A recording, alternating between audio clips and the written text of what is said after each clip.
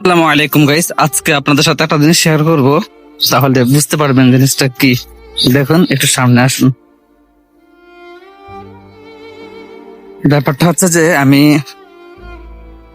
প্রতিদিন আসার পর একটা প্রাইভেট করাই। আমি যেহেতু পড়াশোনা করি, আমার মোটামুটি খরচ আছে, এই জন্য বাসা থেকেও টাকা আনতে হয়। আগে থেকে বাসা থেকে চাপ কমাই দিছি, বাবা যেহেতু একা জব করে, ভাই বোন সবার খরচ চালাইতে হয় বাবাকে, এই জন্য আমি মোটামুটি আমারটা দিয়ে আমি কিছুটা চলি। এরপর বাড়ি থেকে কিছু আনতে হয়, কিন্তু আমি প্রাইভেট পড়াই সামনে এদিকে। বর্ষাকাল আসলে প্রতি বছর আমার এভাবে কষ্ট করতে হয়।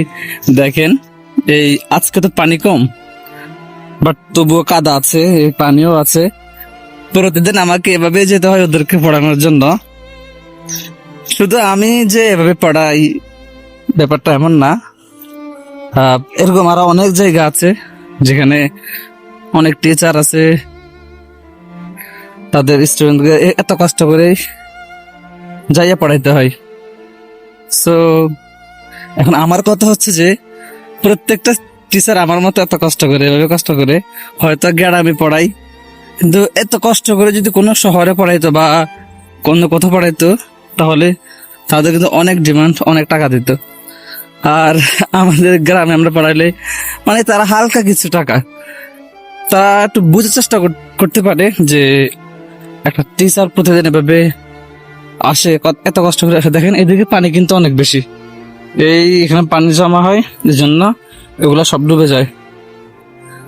বোঝা উচিত প্রত্যেকটা স্টুডেন্টের বাবা মাকে যে একজন টিচার আছে, আমাদের মেয়েকে ছেলেকে পড়াইতে আসে, তাদেরকে যেন আমরা তাদের মানে পাওয়া যে ইয়াটা আছে, তাদের সম্মানিটা আছে, ওইটা যেন একটু সম্মানের সহিত হয়। সম্মানে যেহেতু দিচ্ছে, সম্মানের সহিত হয়। আলহামদুলিল্লাহ, আমি কিছু মনে করি না তবুও, বাট বোঝা উচিত তারপরেও। আমি এমনিতে আলহামদুলিল্লাহ, আমি কোনো সময় ওদেরকে কিছু বলিনি। প্রাইভেট যখন নিয়েছি তখনও কিছু বলিনি, কারণ আমার একটা উদ্দেশ্য আছে যে আমি আল্লাহকে রাজি খুশি করার জন্য আমার স্টুডেন্টদেরকে পড়াচ্ছি। আর তারাও পড়ছে আলহামদুলিল্লাহ, খুব ভালো। এভাবে আসতে হয় প্রতিদিন আমাকে। এই বর্ষাকাল যতদিন আছে হয়তো এভাবে আসতে হবে, কিন্তু সামনে আর একটা রাস্তা আছে, ওখান দিয়েও যাওয়া যায়।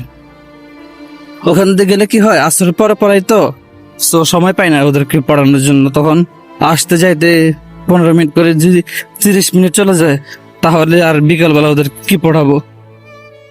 আমি চাই আসতে পারি ওদেরকে, ওখান দিয়ে আসতে পারি, কারণ পরিস্থিতি যদি আপনারা দেখছেন কি অবস্থা, ওনার বাবা মা কিছু বলবেন ওখান দিয়ে আসলে। সো আমার কথা হচ্ছে যে আমি যদি ওখান দিয়ে আসতে যাই, আমার অনেক সময় লাগে যায়, প্রায় আসতে যাইতে 15 মিনিট করে 30 মিনিট। তো যদি আসার পরে 30 মিনিট চলে যায়, আর ওদেরকে আমি কতক্ষণ সময় দেবো? তাই এখান দিয়ে আসতে আমার 2-4 মিনিট লাগে, যাইতে আসতে 5 মিনিট লাগে, এই জন্য এখান দিয়ে চলে আসি আমি। আর সামনে হচ্ছে আমার স্টুডেন্টের ওদের বাসা। চলে আসছি, দেখালেন তো আপনাদেরকে। ঠিক আছে, ভালো থাকবেন সবাই, সুস্থ থাকবেন। আর যারা আমার ভিডিও নতুন দেখছেন, তারা আমার পেজটাকে ফলো করে দিবেন, আমাকে সাপোর্ট করবেন।